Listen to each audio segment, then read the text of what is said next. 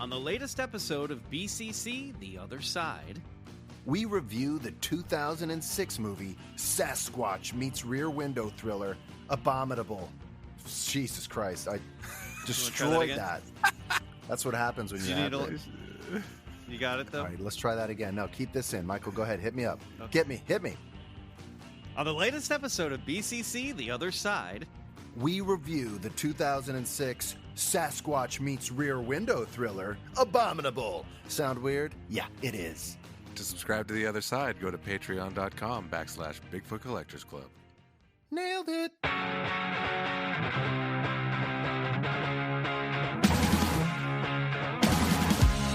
It's Bigfoot.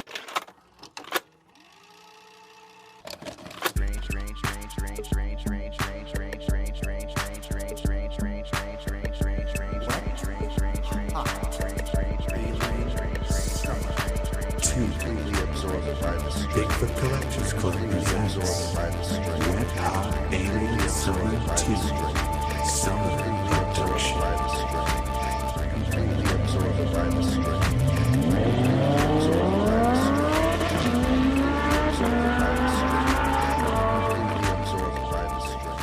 Well, hello everybody, and welcome back to a brand new episode of Bigfoot Collectors Club.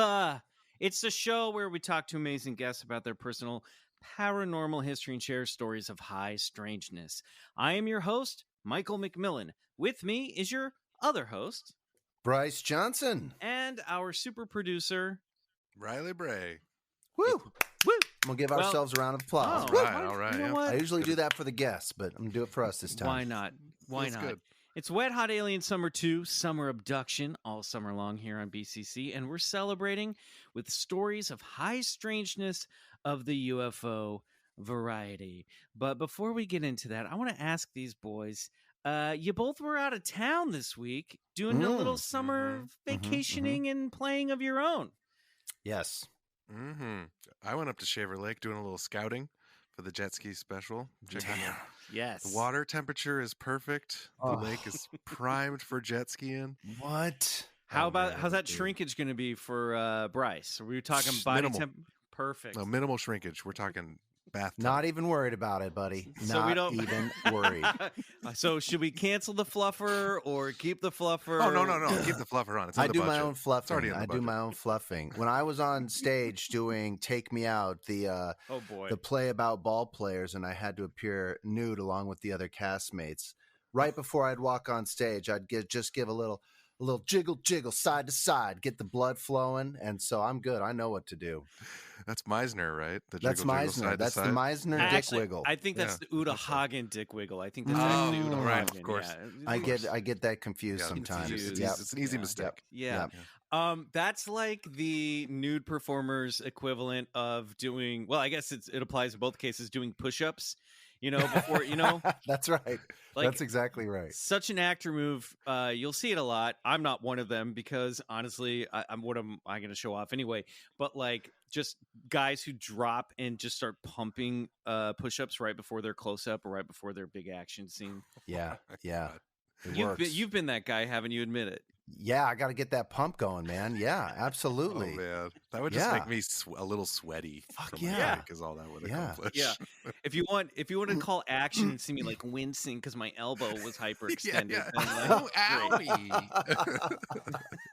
Yeah, no, I'm that guy. That's me. We need that guy. That's good. So this is how we all balance each other out. Yep, it's true. Exactly.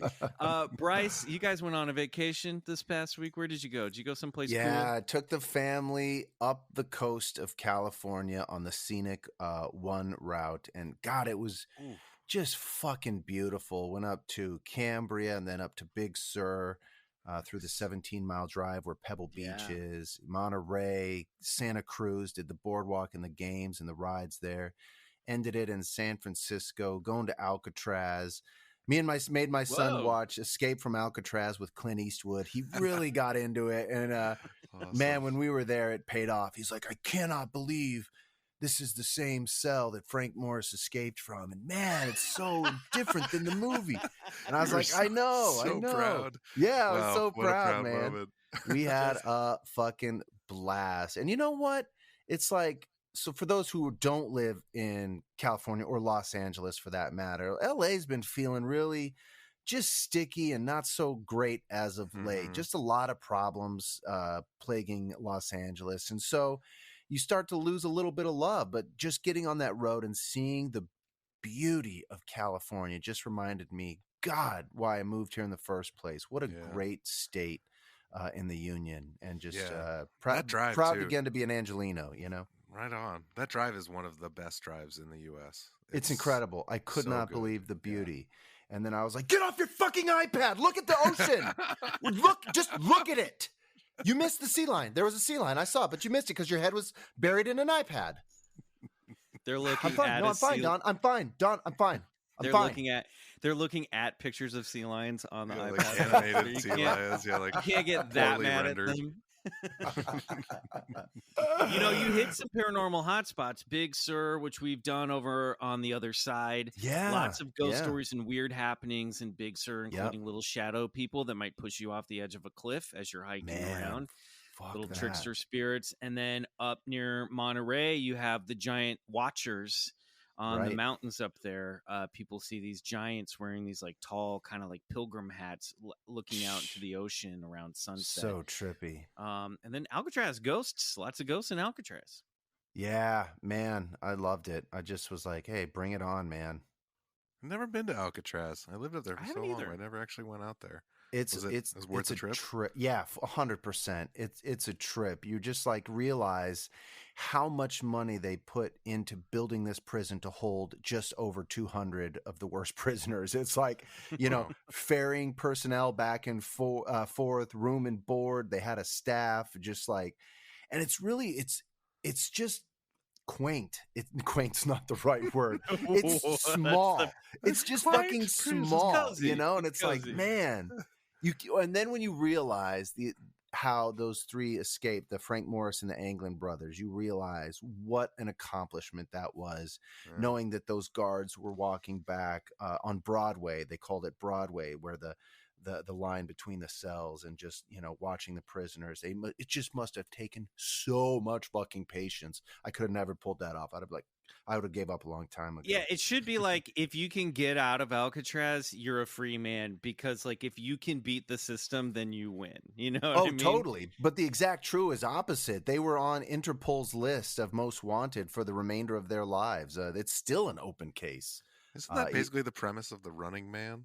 Yeah, which is another great movie. I showed that my son. Yeah, that's exactly right. The Running Man, starring Arnold Schwarzenegger. They would take felons, put them into a game show, and if they could escape, they would earn their freedom. Although that was a lie, as you learned, as Schwarzenegger's running through the mazes, they found last year's winner and his skeletal remains. Wow, you really know Running Man. Nice. That was good. Bryce puts it on every night as he's going to sleep. Just does push-ups and nods off. Oh, that's so funny. Oh my God. Well, that's cool. I stayed here this week, but you know what? It was fine. I was working on today's deep dive all week. Yes. Nice. No guest this week. We're doing a deep dive. I think this one is gonna stay on the rails. I'm pouring just a tiny bit amount of rose juice. So, and I don't think this is going to turn into a 3-hour extravaganza where I look over and realize I've been talking about Alien Grace for 3 hours. There's an empty bottle of wine, and now I'm just rambling about Bill Clinton. It could end up there. It could. Could still. That's the risk we take. You know? But I'm just what is saying, art without risk? I'm worried we're gonna give Riley a heart attack every time we do one of these, but I think this one's gonna be like a tighter. I think it's gonna be a tighter. We're gonna keep it tight, deep dive, tight two-parter. Yeah. But before we dive into that, we have a little Clubhouse biz. Huge thanks to everyone who's been writing in with 5-star reviews on Apple Podcasts. We're trying to reach 1,000 5-star reviews on Apple Podcasts, which greatly increases our visibility on the platform, which means more people like you can find the show and become a Club Scout. If we reach 1,000 5-star reviews, we're going to record the aforementioned BCC Jet Ski special at Shaver Lake. We've already got one guest star on board, Jen Kirkman. Who else knows who will show up? Bryce, why don't we read one of those reviews right now? Sure. This is from Glia Lee, who says, better than a balloon. 5 stars. Boom. Boom. That's So how you leave a review, direction folks. From Jen, and a lot of you guys gave us better than a balloon reviews. We appreciate that. We're at 736 5-star reviews. So we need to get, guys, we're coming into the dog days of summer here. Let's amp this up. We know there are a lot of you listening. Do us a favor, give us 5 stars. Let's get this jet ski special in the big, okay? I really, really want to make the jet ski special, you guys. It's been so much build up, and just being there this last weekend, please.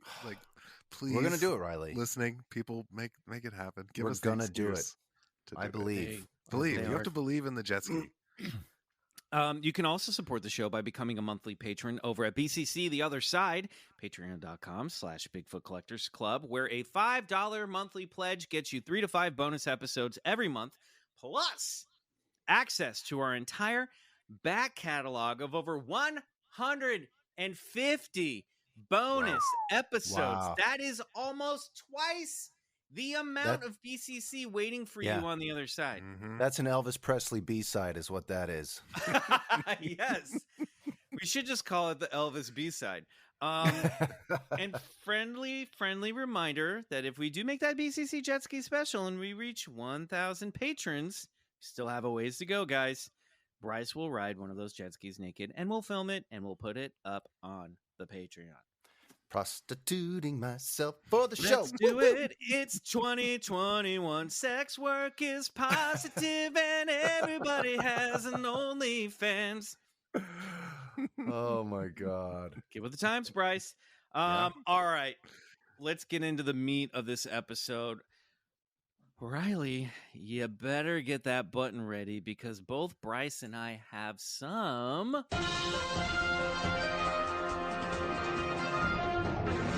BCC News. Guys, you're not going to believe who sent me this one. That's right. The wifey came through in one of her most popular feeds that she likes to peruse. Perez Hilton reports, new Bigfoot video goes viral. What do you think it is? Yeah, I could not believe it. Perez Hilton reports, so is this Bigfoot or a guy dressed up in a Bigfoot suit or what?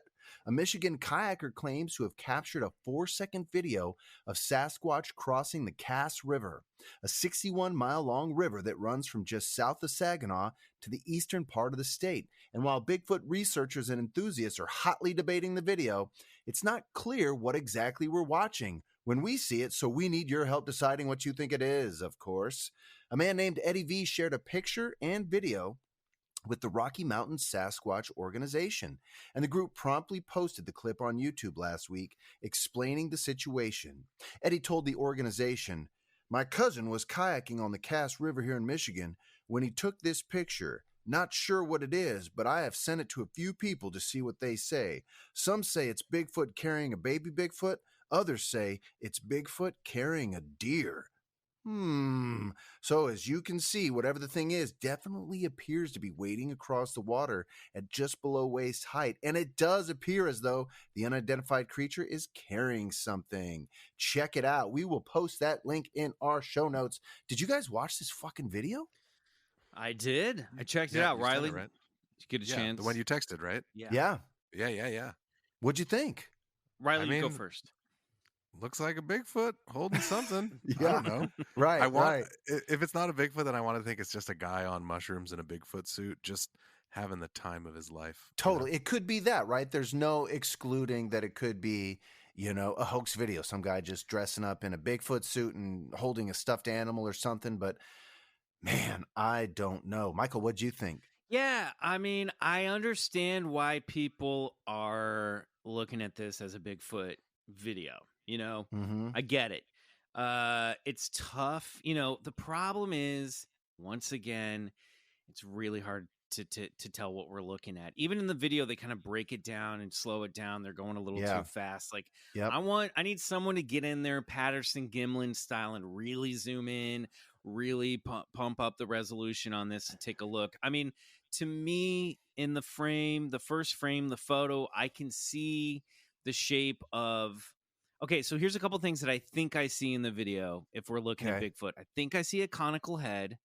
I think I see maybe even a pendulous breast. Yes. Yes. And I definitely see in the photo and angles of the video what looks to be like a juvenile, like the way that a mom would carry a baby tucked up on one arm with the baby's like head under her chin or on her shoulder. I don't see a deer. I don't see anything that indicates a deer. The things that bump me is it looks all brown and it looks covered in whatever it's covered in from head to toe, but it doesn't necessarily look furry. It doesn't look hairy. And you would feel like if it was getting wet, that some of that light would be reflecting off the wet fur, maybe, or I don't know. You would see a little bit more of the like coat of that thing getting drenched. But maybe I'm wrong. Here's what caught my attention in the video. Yeah. First thing, I totally agree with you. I see like a conical head and a sunken in face.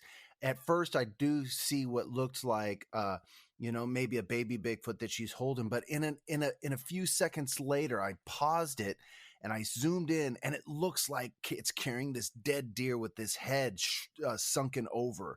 Like I saw like the deer head, and I was just like, if it's a dead deer, that's like, I think that's incredible. Because how many reports have we heard or that we've read of like these Bigfoot creatures like fucking infrasound zapping a deer and then just grabbing it and running off, right? Second thing I noticed is this thing makes pretty good movement through the water. It's not having a hard time. It's not like watching where it's going. It just fucking tracks through, no problem. And that water is waist high. Third thing I noticed was, did you hear the people talking that were taking the video? They were just having normal conversation as the video is being taken, almost as if like this happened like, oh, wait, and you move over the video.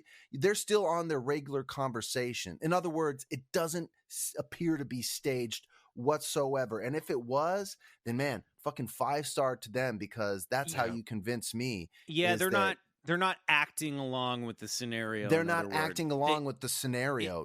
You can almost see the camera like, oh, fuck. Well, what was and that, it even sounds like, and I feel like sometimes these do also point to more credible cases where later looking back, the guy's like, wait a minute. I thought maybe this was just a guy in the water, but now as I'm playing this back and looking at it, I'm realizing how strange this thing is.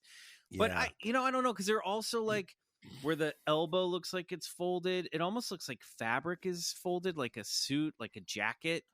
Not like a suit jacket, but like a jacket or a full body like suit. And maybe the conical head and the sunken face is like a hunter's hood pulled up over its face. Like a hunter has a hood all the way up, over its... I don't know. I texted you guys a couple of those zoom ins that I took, but man, I could just really, in that first one, you just really see the deer's head hanging over. It's just like, oh my, I don't know, man. This is pretty good. I like this tape a lot.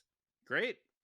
It is weird. Yeah, I'm watching it more now. It's hard to say what it is or isn't. Yeah, right. If you scroll back on our text group, you'll see that first image that I sent you guys. If you zoom in on that, you can almost see what it looks to me like that deer's head hanging over. Yeah, what I thought was a baby Bigfoot like leg. But, I see the conical head.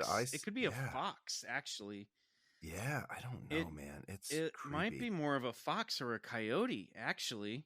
Yeah, because if you look at that first picture, I know, guys, this is great podcasting. I'm going to put really good radio. Yeah, I'm going to put this on the show notes and on the Instagram, so you'll be able to like look at this stuff. I love it. Anyway. It's a daytime Bigfoot video sighting, and those come in pretty rarely. So when they do, I'm all over it. Yep. Unfortunately, inconclusive. Give us something. As everything is, we can really work with, please. Okay, guys, I have a story for you that I found today. It's on space.com, and this headline reads, I think you're both going to really dig this. Alien abduction stories may come from lucid dreaming, study hints. Oh, wow. This is by Mindy Weisberger over at space.com. People have described bizarre extraterrestrial encounters that take place in a dreamlike state.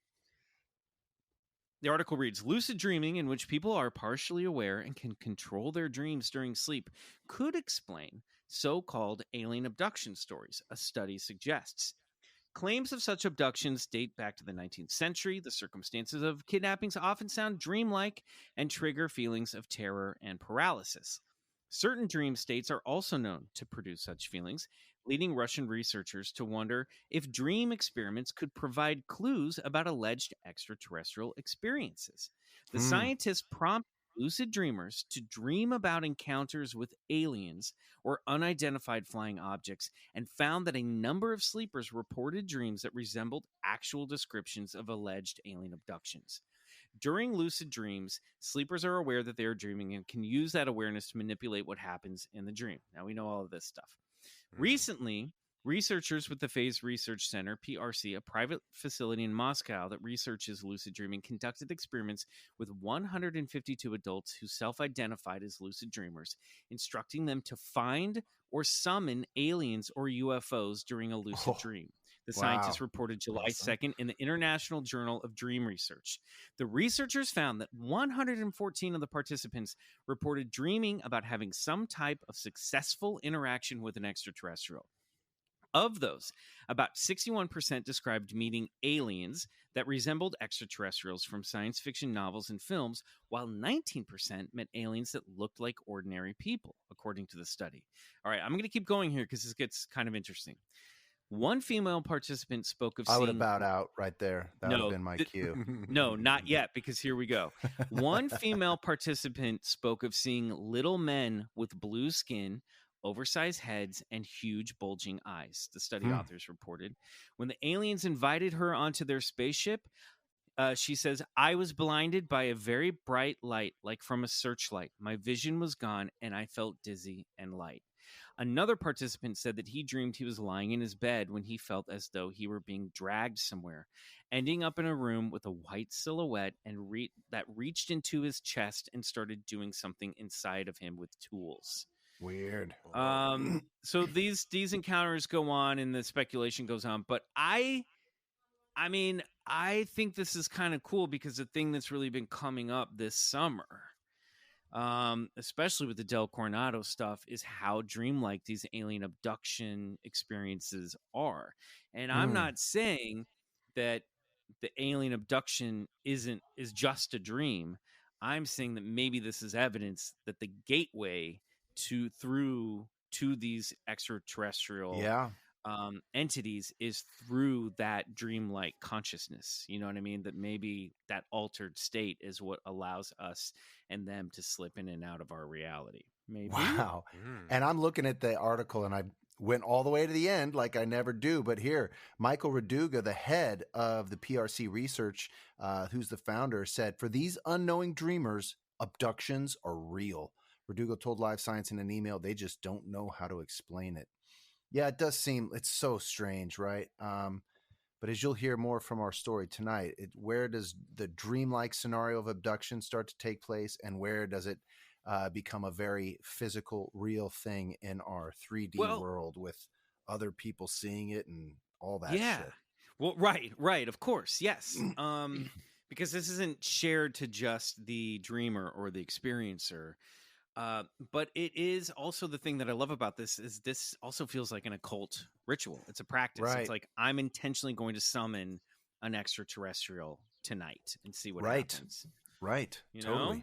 Yeah. It's a trip, dude. Man, on my trip, I actually, I became lucid, which I hadn't in a very long time. I was having sort of a bad dream. Actually, I'll tell it. I was dreaming that I was doing some movie that involved Bigfoot, and then Bobcat Goldthwait was coming up. He wanted to do a Bigfoot thing with me, but then he was sort of disheartened by it that I already was doing Bigfoot. It was just like too much fucking Bigfoot. And anyway, I was like getting really bad vibes. I felt terrible, and it was started to get so strange. I immediately became lucid. And I was like, oh my God, I'm having a dream. I couldn't believe it. And I was like, my first thought was, I want to get out of here, which is crazy. And you know what I did? I created a portal with my finger and I jumped through it and I fucking woke up. And as soon as I woke up, I was like, oh, wow. Bryce, what are you doing? Like, oh, you should have explored the space. But I fucking panicked, man, and bowed out. Strange. Too much Bigfoot.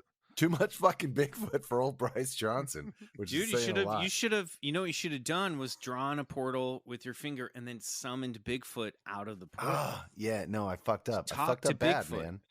You know Oh what, my Bryce? God. We should, in all seriousness, this sounds like a joke, but I mean it. You should try to summon, as you're filming this season as a little secret project, as you're filming season 3 of Expedition Bigfoot, you should do a little private between us and the Club Scouts, a private experiment where you try to summon Bigfoot in your dreams. Oh, dude, that's fucking sick. Try to contact Bigfoot and ask for help in contacting, or ask him what his deal is, or Oh my God, engage with Bigfoot in a lucid dream and see what information comes out of it. I'm fucking doing that 100%. Well, I told you guys and our patrons last year, I've fucked with some sigil magic before I went out on my nighttime investigation with in the car, where we rigged it with all those cameras and saw that whatever the fuck it was crossing the road. Yeah. But, I think you're onto something, man. It does seem, this summoning thing and like bringing it into fruition and manifesting these odd experiences. There's something to it, man. Do it, dude. I like it. Nice. All right, we're going to take a break, and when we come back, it's time for the part 1 of our latest deep dive into high strangeness. Oh,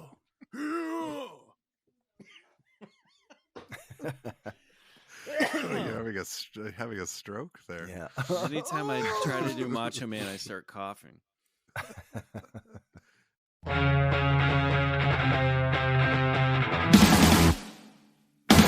Okay, let's kick off this deep dive the way we always do, by asking, Riley, what do you... Boy, I sounded really angry with you. Riley? I'm like, oh God, what did I do? Oh no.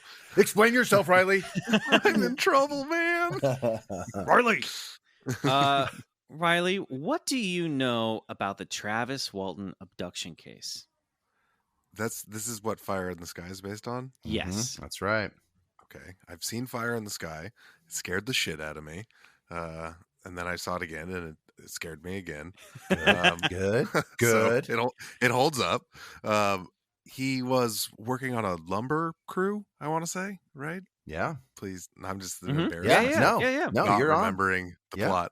And like he was maybe kind of a little rough around the edges or whatever, so people were inclined to back him up or not back him up, but they were abducted and found himself in some sort of sack, fluid-filled sack, and had horrendous, frightening machines perform operations on him, and then ended up naked, I want to say, at a payphone. I feel like there's a good scene there. Yep. Good. And then he couldn't quite rally everyone behind him with his story. Right. It's pretty good. That's what I know. That's good. That's really good. Yeah, I want to do that. The Harry Carey voice. Found him in some kind of sack. Some fluid-filled sack. I think that that's what most people know, is that. Yeah. And we're going to get into it. We're going to get into, I'll just say right off the bat, if you've seen Fire in the Sky, the movie differs greatly from what Travis Walton says went down in his book, The Walton Experience, which the movie adapted into film. Now, what happened inside the ship with the eye-piercing needle and the little grays attacking and the goop in the sack, all that's not really in Walton's account. He has been very public about how the movie changes his story, and to his credit, he gets that's just Hollywood being Hollywood. Sure. So I'm just saying this because if you think you know what happened because of the movie, like me and soon to be Riley, you might be surprised to learn what really went down in that craft. So let's kick off. Let's do this. Let's deep dive in, as they say. Shall we, Bryce? Oh, we shall. This is considered by ufologists to be one of the most credible cases of alien abductions ever told. The Travis Walton incident did for alien abductions what Roswell did for crashed UFOs. The story of 7 loggers who witnessed a UFO and the individual in their group who went missing for 5 straight days following the event is one of the best documented close encounter stories of the past 50 years, if not all time.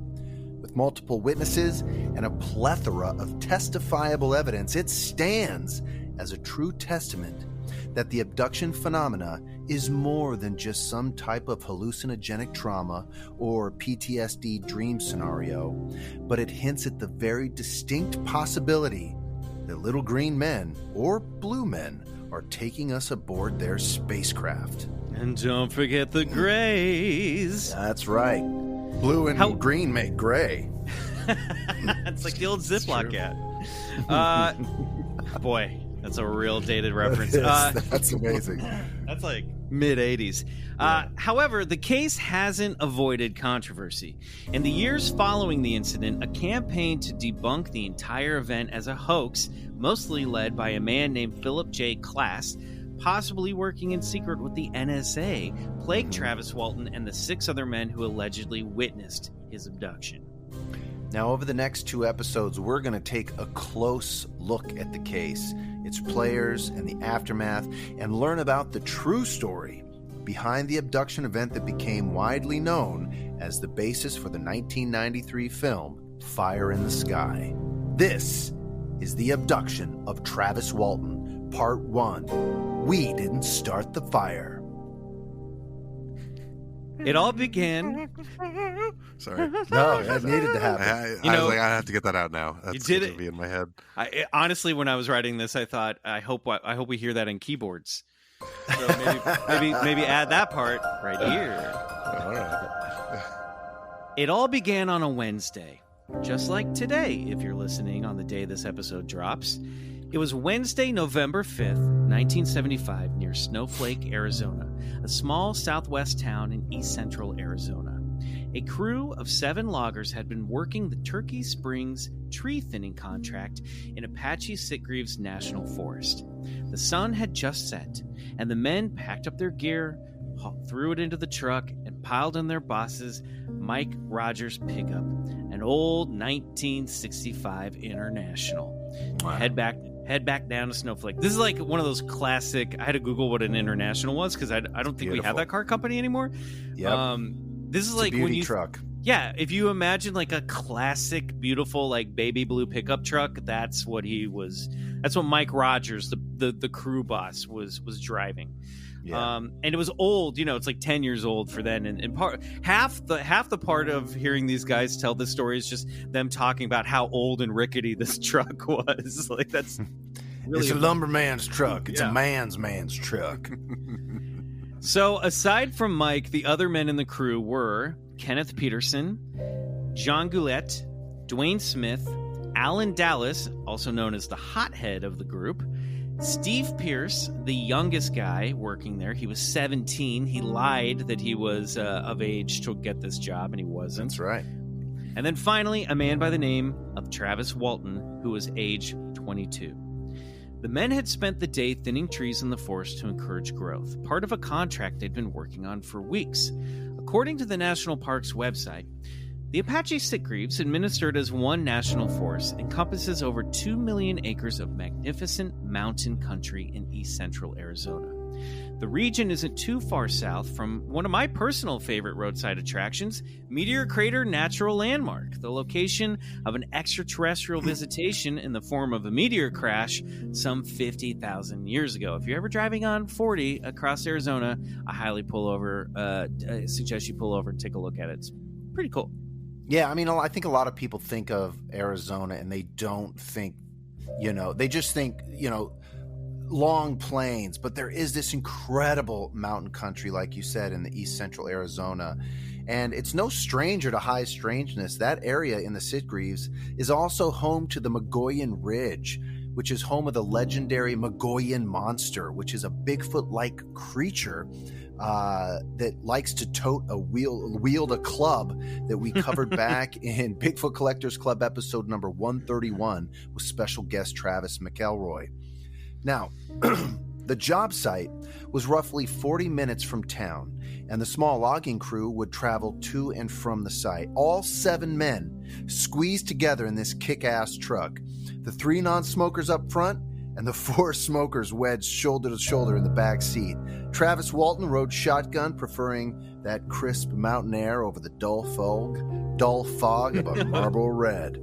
You're really slipping into character already. I like it. No, it's just that the thought of that ciggy gets me excited. It does make me think of being a kid riding in the back seat when my dad was driving and he'd light up a cigarette and my sister and I both we would lean forward because we both really liked the smell of the cigarette. Yeah, fuck yeah, I love it. Miss it. It was just after 6 p.m. as Mike's truck bounced down Rim Road when Travis noticed a golden red light shining through the forest trees.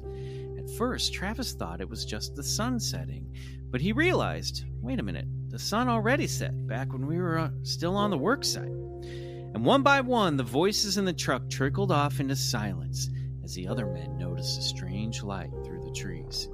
Was it headlights from a deer hunter's truck? Forest fire? The men strained to get a clear view between the trees as the road wound their truck closer and closer to the source of the mysterious golden light. After passing a clearing, Travis got a glimpse of an object hanging along the treetops. What the hell was that? Oh, it looks like a plane crashed in the trees. The light was spilling through the trees and into the road ahead. Mike's truck rounded the dense forest tree line and reached a clearing where they could all get a good look at the light source. The men began talking over one another in excitement. Son of a bitch! Stop the Look truck! at that thing! Stop the truck, Mike! My God, it's a flying saucer! Floating above the forest floor was a brilliant, golden craft shaped like 2 pie plates inverted and stacked on top of each other, with a smaller, bright white dome resting on top. Classic saucer. Classic saucer. A real CS. Travis estimated the object to be about 15 to 20 feet wide and 8 to 10 feet deep.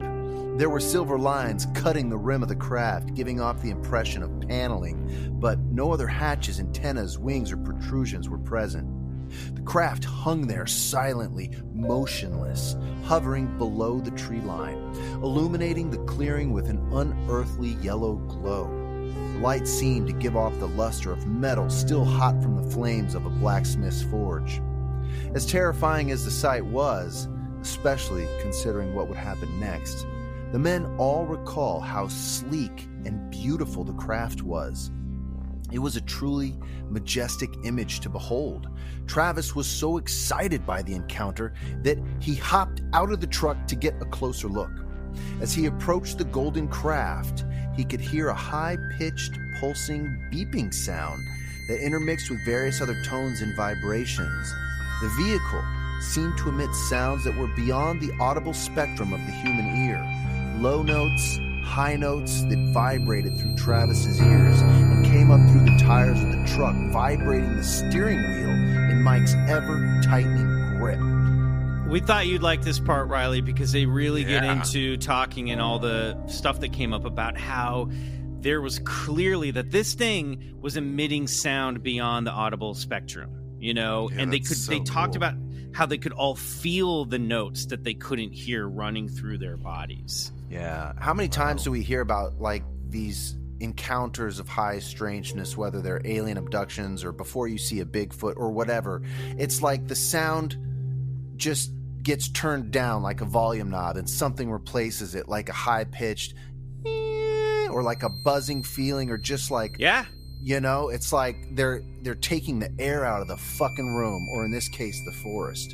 Well, and remember when Betty and Barney Hill were escaping the craft, they kept hearing like beep, beep, beep, and like buzzing sounds and stuff that felt like it was hitting, like pinging off the roof of their car? Yeah, that's right. Now, just like on the look... Oh, go ahead. Well, I was just going to say, like Betty and Barney Hill, that this seems also to be a real nuts and bolts craft, even though it was so sleek. And, this was like...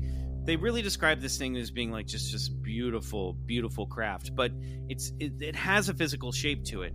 We're not dealing with what appears to be any orbs, any portals, or interdimensional shenanigans. No, this isn't a light vehicle. They're seeing a clear as day physical craft here. You know, as a matter of fact, Travis Walton was not too long ago on the Joe Rogan Experience, and he explains that this saucer looked exactly like the sports model described by none other than Bob Lazar in his accounts of seeing the saucers at S4, and the one that the Testers Model Company made a replica for model builders. He said out of all the pictures he's seen in TV and film and wherever, that was the closest to what that vehicle looked like. Wow, I gotta look up this UFO model and put it in the show. Oh yeah, just look up Instagram. Testers S4 UFO. Cool. Didn't Walton's dad, speaking of Bob Lazar and working for the government, didn't Walton's dad have a connection to the space program? Yeah, strangely enough, Walton didn't know much about his father growing up, but later on he discovered that his father was an MIT mathematician who worked on the Apollo missions, which is a little strange, you know? I mean, that's a pretty rare job to have that comes with some pretty good security clearances. So I don't know. Is there a connection there? Not sure. I'm looking at this model, and you know what, guys? It's a real CS. It's a CS, classic saucer. Oh yeah. And the other thing, Riley, too, that the way you hear the guys talk about this incident, it almost seems like a holy experience. In a film that we watched, this documentary that you can get on Amazon Prime called Travis. Highly recommend that film. Yeah, great movie. Kenneth, one of the guys, talks about, he's much older now, but he talks about how he thinks this entire encounter was the aliens modeling the myth of the Phoenix for them, that Travis was essentially killed and then would later be brought back to life. And it has this very Christian model to the story of death and resurrection, for sure. Fucking myth makers, man. So let's go back to the scene. Travis is walking closer to this craft.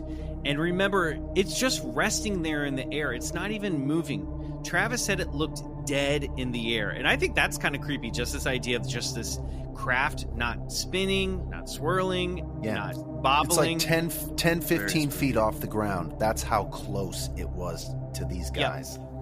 And as he's approaching this thing, all of his buddies are screaming at him, calling him to get back in the truck. But he just feels this compulsion to get a closer look. He didn't want to miss the opportunity to get a look at what was clearly a paranormal encounter. And as he walked up to it, he began to worry that it was going to suddenly fly off. He likened it to approaching a wild animal. He thought he might scare it off. Great. Yeah, he's literally crouched over, treading softly and sneaking up on a fucking flying saucer. That's he doesn't want to. He doesn't want to scare it away. But I do. Yeah, I do wonder if it was all him.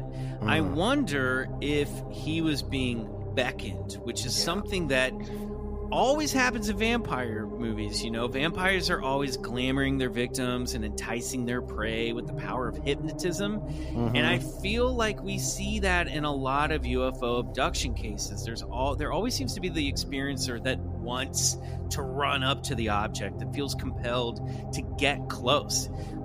It's like the little boy in Close Encounters. He willingly runs off with the aliens. And I get it. Obviously, doing the show, I might be one of them. But I wonder if how much Travis, when he got out of that truck, how much he was really in control and intending to do that. I mean, the question you're asking here is that an accident that it was Travis? You know what I mean? Right. You make an extremely interesting point, because while researching this, much to my surprise, come to find out, and guess what? This was not Travis's first encounter with what we would deem paranormal. Travis witnessed multiple unexplainable objects throughout his life. In fact, even his brother Dennis Walton recalls seeing a tic-tac-shaped UFO near the same area approximately a year earlier, begging the question, was there a connection between the Waltons and the supposed extraterrestrial entities? That's cool. I had not found that yet, actually. Yeah, it's just, I hadn't found that. That's cool. this is always one of the high strangeness points that I love, and it always boggles my mind because it's never just the one encounter. Even with Betty and Barney Hill, Betty had those strange prophetic dreams and paranormal encounters, and Travis recalls in a podcast I listened to an incident when he was a child. He was asleep in the hallway of the then mayor's house at a town in Phoenix, and while asleep he got an invite to the mayor's house. I don't know what he was doing there. It didn't go into that, but while there was a bunch of people were there. I'm most interested in why he's sleeping in a sleeping bag in the hallway of the mayor's house.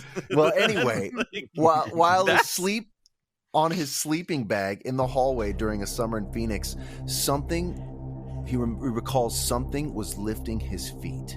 He looks up, and there was a little man, pale, with white skin, huge eyes, a huge head, hairless, and wearing a black suit. Travis screams, and the creature drops his legs and takes off running. Now, shouting, Travis "Vote goes, for me! Vote for me!" Mayor Buckeyes! Travis runs after it, trying to find where could it have possibly escaped. And of course, everybody who was also saying, I think it was like a summer event, like a camp event, they were all like, nah, it was just a dream, Travis. Right. Never sleep at a mayor's house. That's the lesson of this story. It's a valuable lesson. Mm-hmm. Now, as Travis got near, that's so funny. It's Phoenix, Arizona, Phoenix Lights too. Isn't that weird? Yeah. With that mayor who, anyway, let's not get off topic. As Travis got nearer to that UFO, the eerie vibrational sounds of the craft seemed to intensify. Travis watched as the disc began to tilt and spin crookedly on its axis. Then, suddenly, a bright blue light shot out of the bottom of the saucer. The crew in the truck watched in horror as the beam struck Travis with what looked to be an intense electrical force, almost like a grenade going off in the immediate area. Travis blacked out. His body goes limp, and he's just hanging there in the air before being catapulted 10 feet from the disc. His body hits the ground with a hard, limp thud. This is the part that I didn't realize. Like, I always pictured, like, because a famous image from finding this guy is of D.B. Sweeney as Travis Walton, like, hovering there in the air. And the guy saw that. But in my mind, it's been so long since I've seen the movie, and we're obviously going to have to watch the movie again and discuss it over on the other side. No question about it. But it's so scary to think that it picked him up and then it fucking just, like, threw him against the ground. Yeah. And later Travis said that this moment felt like, he said he immediately blacked out, but he felt like a pop, like an electric popping in his chest and head. It sounds to me like what you might feel like getting struck by lightning feels like, had this like real electric intensity to it. Yeah, well, strangely enough, that area in Black Canyon Lake where the abduction took place receives an incredibly high amount of lightning strikes per year, creating this rare mineral known as fulgurite, which is more commonly known as fossilized lightning. Cool. Fulgurites are formed when lightning strikes the ground, fusing and vitrifying mineral grains, creating these silica-like tubes. Could that have something to do with the ET's interest in this area? I mean, I gotta say, fossilized lightning is way cooler than gold. We should have like a fossilized lightning standard. What I immediately thought of was fiber optics, right? So it's like fiber optics was the big sort of techno invention that supposedly came out of the Roswell crash, changing our communication systems worldwide. And when I read that these fulgurites sort of form these vitrifying glass tubes, I'm just thinking like, oh man, I wonder if you just can't help but to think that they're like plopping them into their UFO machinery. Oh, I need a couple spare parts for the old sports model, Sure. Why not? I mean, honestly, why not? What do we fucking know about any of this? So thinking they just watched a flying saucer kill their friend, Mike and the rest of the crew freaked out and they sped away. Now, this is a decision that ends up haunting these guys for the rest of their lives. They're still justifying whether or not they should have left in that moment. But they literally thought this guy was they thought Mike thought he just watched his best friend just get like completely killed by a laser beam. They were so terrified at one point Mike almost crashed the old pickup. And as they drove further and further from the location of the UFO attack, the men start arguing whether or not Travis his body had been intact when he hit the ground or if it had been disintegrated entirely by the beam. And they passed hunters on the road that were going the opposite way, and they considered pulling a U-ey and chasing some of them down, hoping that since they were probably armed, they might be able to join them and go back up the hill to save Travis if he were still alive. So they finally pull over. They're all trying to figure out what the fuck to do. Kenneth is imploring Mike, turn the truck around. We got to go back for him. And one of the things that came up in one of the interviews that I saw is like these guys, some of these guys were like Vietnam vets too. And so there was this idea that, some of them described that what happened tonight was scarier than anything that they saw in the war. Fuck yeah. And then, but I think there was this sort of feeling of like, no, we have our man down. We don't leave a man behind. Yeah. We don't leave a man behind. So they decide they couldn't leave Travis up there on the ridge, cold and alone. And besides, if he was dead and they showed up to town without him, that might look really bad. So going back to save Travis was the right thing to do. And it was around this time, as they're turning around, that I believe it was Steve, the 17-year-old, pointed out to the group to what looked like the golden saucer flying over the ridge of the mountain range and then taking off at an incredible amount of speed. So with no arms, no guns, and no clue as to what they were facing, Mike turned the truck around and all 6 men went back for Travis. Later, Travis would describe how he felt about being left behind. I didn't fault them. What Mike and the crew did was understandable, and they showed common sense. For them to come back that soon unarmed was heroic.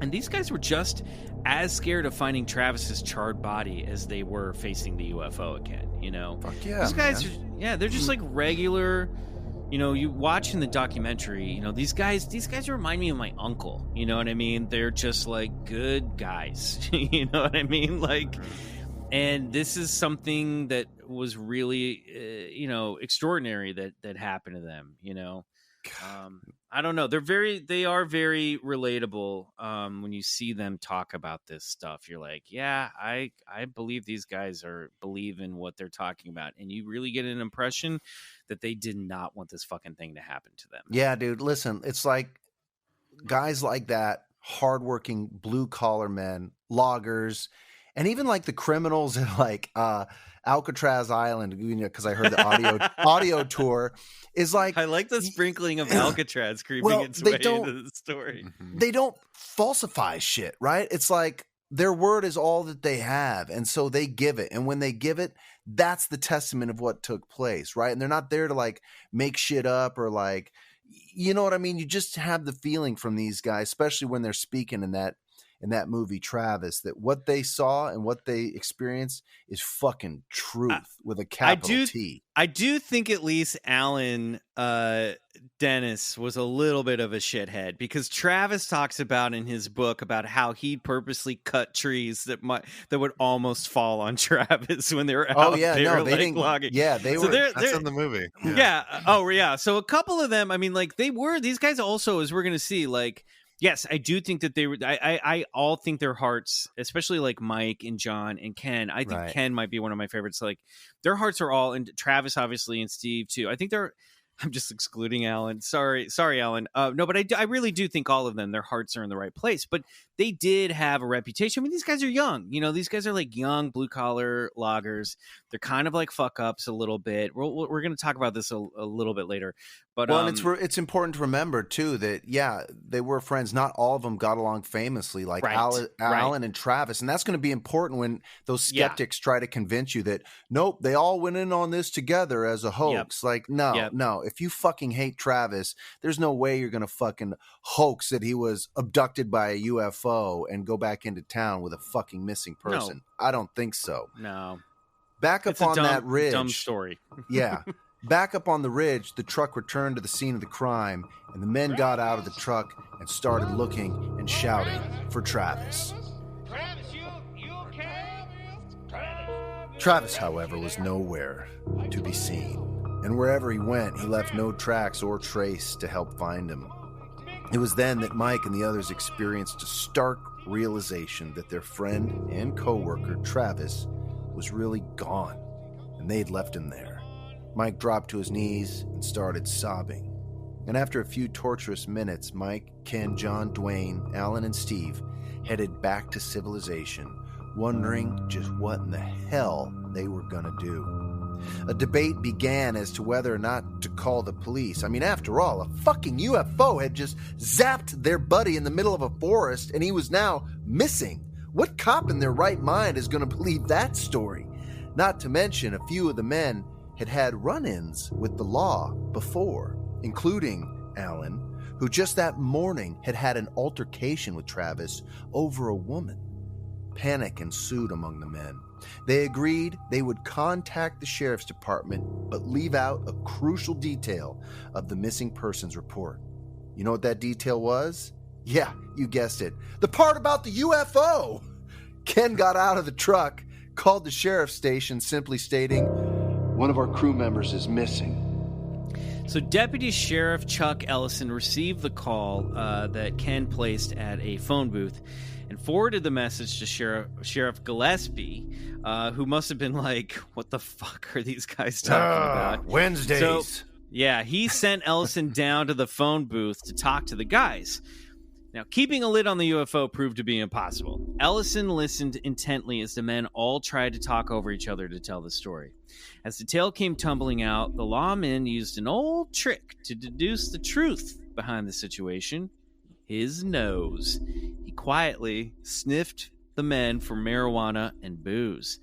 Now, to their credit, Ellison's olfactory senses detected no intoxicants. You know what I love is they're all like, okay, we're not going to mention the UFO. As soon as they get them all, a fucking UFO just took our buddy.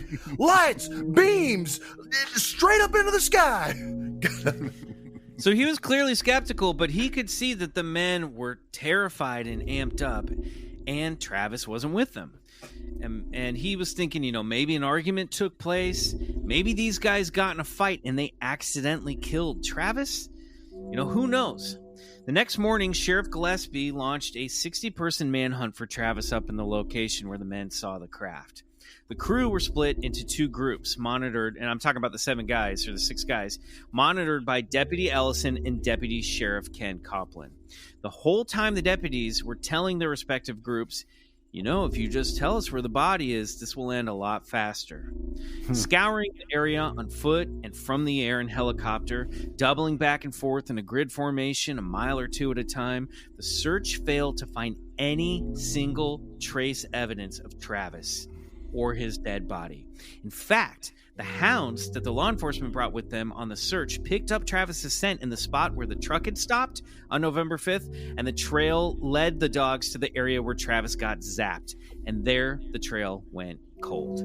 Yeah. That's wild. Yeah, That's something. that I think is like, there you go, Yeah. Yeah, those Wow. dogs don't lie, man. Fuck that. Mhm. It was interesting, too. I read somewhere that there were searchers out there amongst the people looking for Travis, and they had Geiger counters, which is just an odd little fact. Mike recalls encountering these searchers who said they were only finding background radiation. And when Mike talked to him, he's like, hey, you should run those over us. But they did find no sign of radiation, obviously, and maybe because all the men had showered at that point and changed their clothes since the incident. But I do find it strange that obviously if you're a sheriff's office, you don't believe this story for one iota, but yet you're going to bring people out with Geiger counters. It's a little MIB to me, Excuse me, but I think you mean Geiger counter. Geiger counters. I was hiding in the woods. But a strange little point of fact. So Travis was gone. His crew believed him to be dead, and no one had answers. Just a crazy story that was starting to spread around town like a wildfire. Now, Snowflake was a small Mormon town, Everyone knew everyone, and most everyone knew everyone's business. Almost immediately, Mike, Ken, Alan, Dwayne, Steve, and John, guys who self-admittedly looked, quote-unquote, a little rough, all became suspects in a potential murder case. Leading the accusations were Travis's brothers, Dwayne and Don. Don even went back up to the Turkey Springs contract site where they'd been working and began digging through the piles of lumber, looking for Travis's dismembered body parts that may have met the wrong end of a chainsaw. Yeah. A logger's attempt at hiding a body. Think how fucking dark that is. Think how dark. Yeah. That's the thing, is like this week where Travis isn't around, shit is getting dark in this town. They think that the murders happened. They can't find the body. And you're Travis's brother and like, I'm going to go find. They hid his body up under these. You know, imagine you're like going under there just hoping to find your brother's like severed leg. Well, and to speak on that, words like the electric chair were being tossed around. That's how serious this incident was. Yeah. And again, there was maddeningly, no trace of Travis. While none of the loggers were officially under arrest, it was clear to everyone that they were prime suspects. Sheriff Gillespie knew that he had to take a closer look at the crew to see if they were hiding anything. And this was a small town, and resources were limited, especially back in 1975. And towns like Snowflake leaned heavily on Phoenix and Tucson for police resources. So polygraph tests were ordered from Mike Rogers' crew, administered by a man by the name of Cy Gilson. The men did not have to take a lie detector test. They couldn't force him to do it, but they were eager to do so. They wanted any help they could get to make people believe that they were telling the truth. Quick little sidebar here. I've probably mentioned this on the podcast before, but do you guys know who created the lie detector test? No, I don't. William Moulton Marston, who also created Wonder Woman. Shut up. Yeah, he was a psychiatrist and a cartoonist, and Wonder Woman had her lasso of truth that when she'd wrap around criminals would make them tell the truth. And then he made the polygraph test. Are you serious? Wow. Yeah, isn't that wild? I have a really book is. on my shelf. It was a New York Times bestselling book called The Secret Life of Plants, where it goes into some detail about, I think, one of the inventors of the lie detector test and how he strapped them on to his house plants to see if he could detect life and consciousness. I wonder if that's the same dude. Could be. He may have co-created it with other people, but I know that because if you invent the lie detector test, you're going to put that shit on your house plants. Well, the first thing you do is you put it on your dick. And I was going to say my balls. All right, boys, we're under the hot knife now. And then, if you're like a guy who was into because all that early Wonder Woman stuff was like also very bondage heavy. Right. It was like he and his wife did it, and they were like super into that stuff. They were pretty kinky. So I'm Question pretty sure 12. Put it do on you his mind me first. playing with you as much as I do? No. Lie. Gotcha. Steve Pierce, the youngest member of the crew, was the first to undergo the polygraph examination. Gillespie figured that if anyone was going to break first, it would be the 17-year-old kid. And even though he was scared out of his mind, Steve never wavered from his story, and he passed the lie detector test with flying colors. And he wasn't alone. Mike, Ken, John, and Dwayne's stories were all consistent and all passed a polygraph. The only test that came up inconclusive, not even false, was Alan, the hothead, who got into an argument with Cy, the man conducting the test. He was real pissed about the entire situation. His stress levels were too high to be conclusive, and Alan would years later undergo a second test and pass. But that week, even though Mike's crew passed their polygraph tests, nobody believed their story. They were possibly facing a lifetime in jail and even the death penalty. They needed a miracle. And 5 days after Travis disappeared, that miracle occurred. 12:05 a.m., November 11th, Travis Walton's sister's phone rang. Her husband, Grant, answered the phone. Hello? Grant. Yes? Yeah, who is this? Grant. It's me. Travis. I need help. And that is where we will end part 1 of the abduction of Travis Walton. All right. Wow. Tight part one. Cinematic. Nice. Type part 1, baby. We did it. Still on the rails. Yeah, very much so. So what do you think so far, Riley? What are you thinking? I mean, I was like re-watching Fire in the Sky as you guys told this story, which was nice. And they did hit a lot of the things in that about them seeing it and then and him getting thrown and then taking off and going back for him and yeah, all the characters. Man, what a cast of characters for this too. It's like a perfect.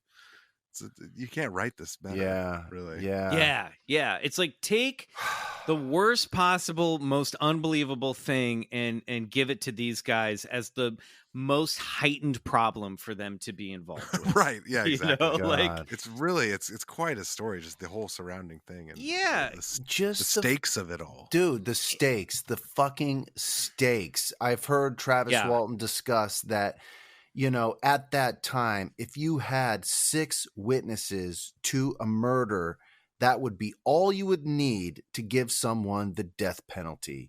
And these were 6 witnesses all telling the same exact story. And not only that, but taking a lie detector test about said story and all passing. That's and just look, a mathematical...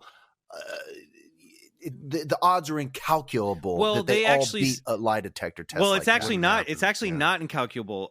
Somebody calculated it. I forget the name of the person, but it's a lot. They basically said, because you know there's a lot of polygraph skepticism and it's not admissible in court. But I think the stat that they gave in the research that I read was that for 6 people, even 5 people to like pass it at like 95% or above, the odds that all of them will do that is like 1 in like 100 million or something. It's like really, it's really tough. Well, it's like you have like they're all consistent. They pass the polygraph. The dogs trace the scent to where they said it happened, and then the scent just stops.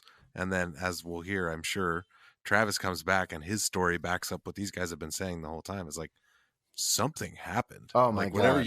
Whatever you want to call it or believe that it is, it's like this happened. Well, I'll read and now you don't have a murder case, right? Yeah. Because the guy's back. He's so back. why would they cover up a murder that never fucking happened with this crazy story? Exactly. Yeah. Yeah, man. It's such a crazy story, and it's hard not to just take it for what it is, man. That a fucking sports model saucer was in that area at that time. CS. Yeah. A CS. Real CS. A fucking a real CS. SCS. Yeah. SMCS. And, you know, either it was planned or it was accidental, but they got Travis Walton, you know? Yeah. All right. Well, we're going to get into what happened to Travis and what happened to Travis and these men after he got back in town next week on Bigfoot Collectors Club. Boys, before we say goodbye, do you have anything you want to plug? It's like a game of chicken right there. I know. Wow. Well, I'll go first. How's that? I got something to plug. I recently guested on a couple podcasts you guys should check out. 1 Million Musicals, which should be out by the time this episode is out, where I got to come just do a little scene in a song, join a song. It's a fun podcast, also from, I believe, Campfire Media. And then another podcast I did called Pretend Worlds, Real People, where I talk about acting and that kind of stuff and the business. And speaking of acting, so it was a really fun chat. It's not a chat that I get to have a lot. I love talking shop. Yeah, I was talking shop. And speaking of which, I announced on my Instagram last week that I'm opening up to and I'm going to start doing some audition coaching. Yes, I saw that. I love that. Something I've been doing with friends like Bryce over the pandemic. I really enjoy it. And if you're listening, if you have an audition for anything coming up, for it might be for college auditions, acting school play, anything, show, school play, a big play, film. and if you need some help, I can help you. I'm available nationwide thanks to Zoom. So just reach out to me at bookitwithmike@gmail.com and we'll work something out. However, I'm just going to say, no pervs, okay? I got a couple pervs hitting me up. Stop it.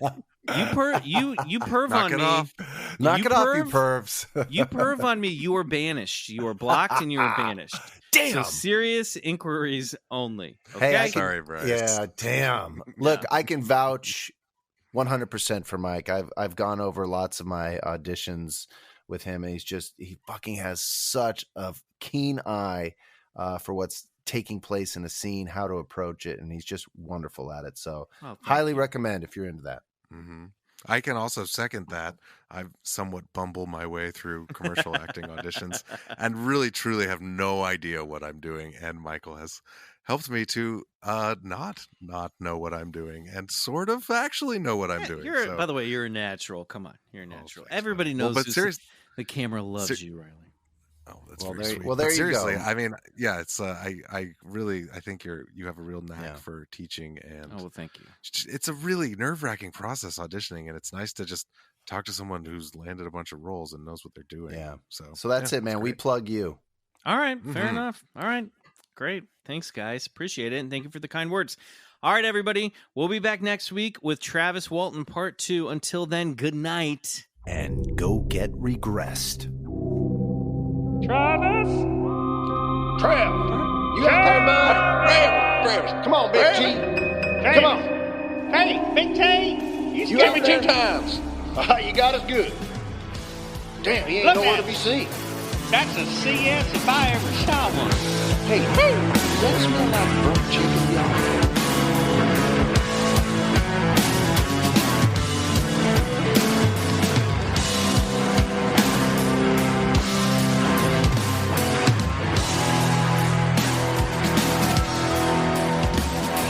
Bigfoot Collectors Club is produced by Riley Bray.